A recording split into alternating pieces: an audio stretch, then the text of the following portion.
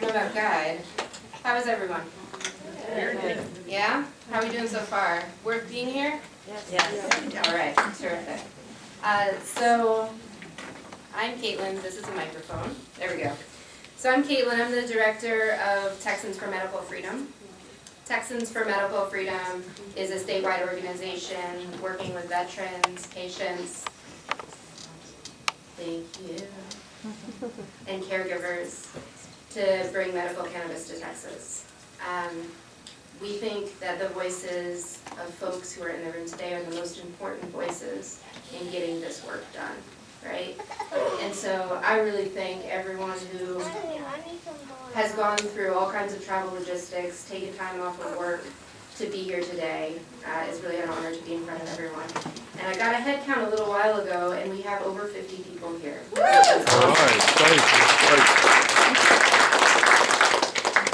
And that's thanks to Amy Lou, to Talia, to Tracy, to Terry, to everyone else who has come from Austin and all over the state to do this work. So thank you, everyone.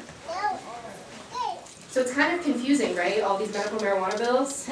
We went from having very few to having actually some real good options. But I wanted to just quickly outline the three different bills, and so that folks understand the difference between them, and you're all able to make a choice about which are the ones that you are most confident in advocating for today. Sound good? Cool.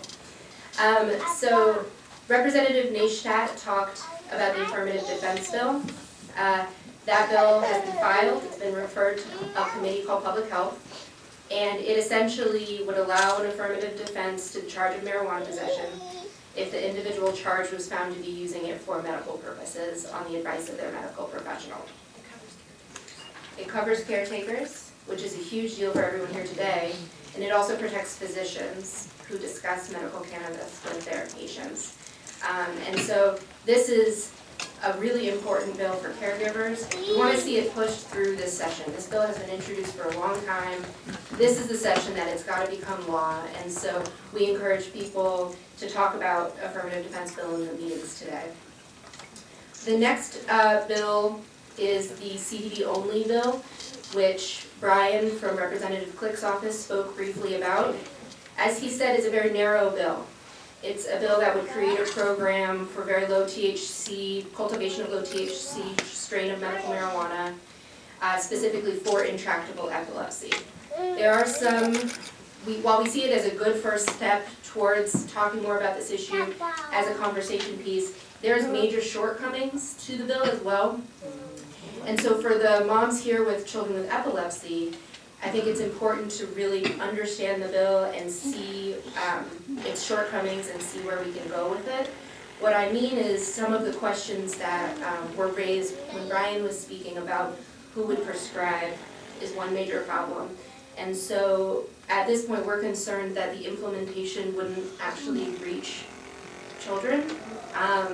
And so for that reason, if you are in support of the CBD only bill, we encourage you to have tough conversations today, ask the questions about how exactly is this going to be implemented, who is going to prescribe it, is it being prescribed a federal issue. So I would encourage folks, especially caring for children with epilepsy, to ask those tough questions to make sure that we're really getting what we want.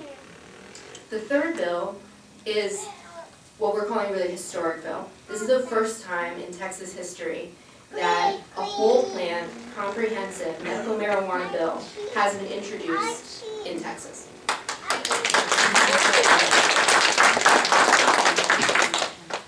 This bill was introduced in the House by Representative Marisa Marquez from El Paso, and introduced in the Senate by Senator Jose Menendez, who will be here shortly.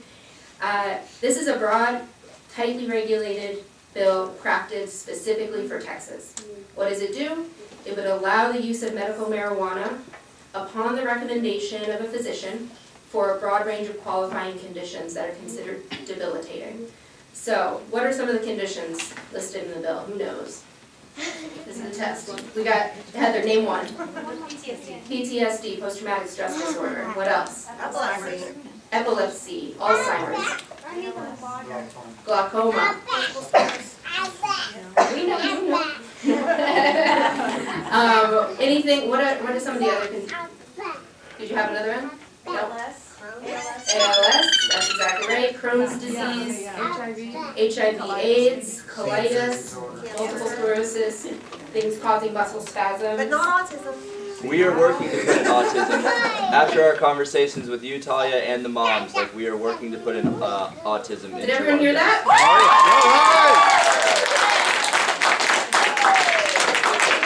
Well, we're gonna get you on camera saying that. I'm gonna cry. I'm gonna cry. So autism is not a qualifying condition, am I right, in any state for these bills?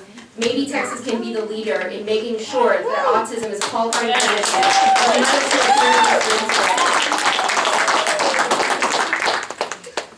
Well, I don't need to say anything else, that's great.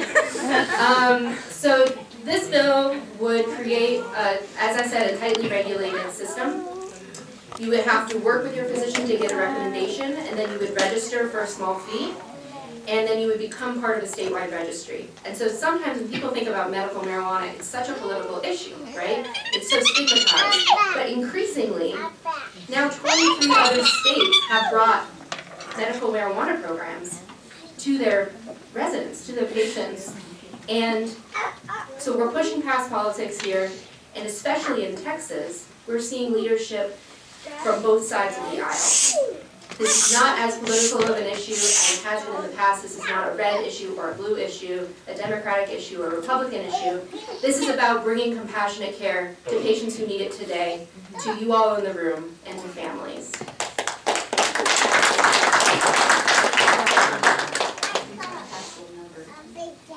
Yeah, so we're going to give, before everyone begins their visits, we'll give you all this information written down, and after Senator Menendez speaks, I'll say a few more words about training. Dwight's giving us a few minutes signal. So those are the three bills: affirmative defense, CBD only, whole plant comprehensive medical marijuana. Are there any questions about those bills that I might be able to tell me answer? Yes. I've read about the CBD only bill, it not being implemented for about another 3 years. Would that be correct? Yeah, That's the deadline, and he talked about that very thing. He said that's what he's getting some kickback on right now, and they're working on changing that, because our fear is that if the deadline is until 2018, what happens in 2017, and we're talking about this bill, it's like, well, let's wait to see. Right. So it could be, that would be a great thing to change the bill, is to have the date move up. and that's exactly right, Because who here wants to wait another 3 years to get access to medicine? Who here is considered leaving the state? And some people just can't, right? So at least 2/3 of the room's hand just went up saying they're going to leave Texas so that they can care for their children in another state. It's not right. And so bring the timeline up in your conversations. If you're talking about the CBD only bill, bring that timeline up. Say we can't wait, we will leave the state. Or we're not able to leave the state and we're concerned with the life of our child. Do you know why they picked the Department of Public Safety to implement this? Because that's like the police, right? I don't understand how they could That's exactly possibly right. implement this. They picked them because they said that they already have methods for testing the concentrate of THC in whatever it is substance that you're using. So that's what they said why they picked that. But it's a great question to push when you go visit. Dennis Burrell, are you leaving? I gotta go to a meeting. Okay, I just want to acknowledge Dennis Burrell. Yes. He's with Coalition of Texans with Disabilities, and Yeah. he is a great man for all of us. He stands up for people with disabilities. I want you all to know about the Yes. Coalition for Texans with Back- Disabilities. Dennis Burrell, they passed a resolution that Amy wrote up about medical marijuana. They've been a huge supporter of this cause, and I just need to just acknowledge him. Yeah, let me just, these are your heroes, okay? So my organization is kind of more, it is a little more of a mainstream disability advocacy group. This is our first, venture into medical marijuana, and I'll tell you, it was these ladies. And the more we think about it, the more we think, why on earth would we have a public policy that would deny a medicinal product to people who need it? Why on earth?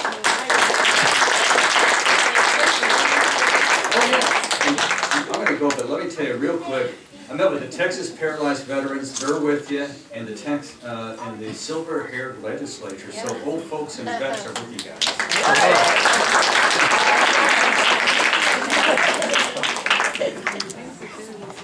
So I'm going to stop my piece because we've just been joined by Senator Menendez from San Antonio. Thank you so much for driving up to me.